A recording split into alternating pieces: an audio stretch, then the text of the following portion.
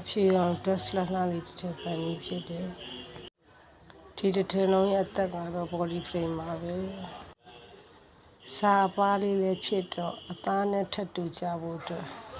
body frame ကအရေးကြီးပါတယ်ပြီးတော့ဒီလို dress မျိုးကတိစားလည်းထည့်လို့မရတာဖြစ်တဲ့အတွက်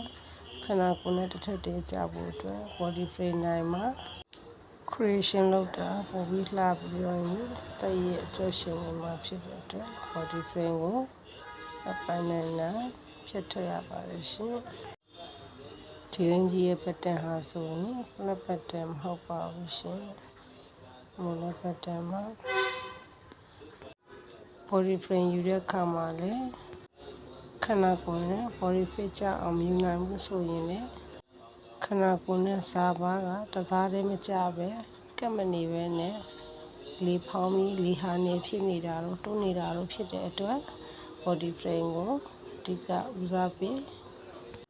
ပြုလုပ်သင့်ပါတယ်ရှင်ပြီးမှမိမိ creation ထည့်ရှင်တဲ့အပိုင်းလေးတွေကိုထည့်ပေးရပါမယ်ရှင်ဒါမှသာလျှင်အောက်ခံဖြစ်တဲ့ body frame ကလည်းကောင်းလို့ရှိရင်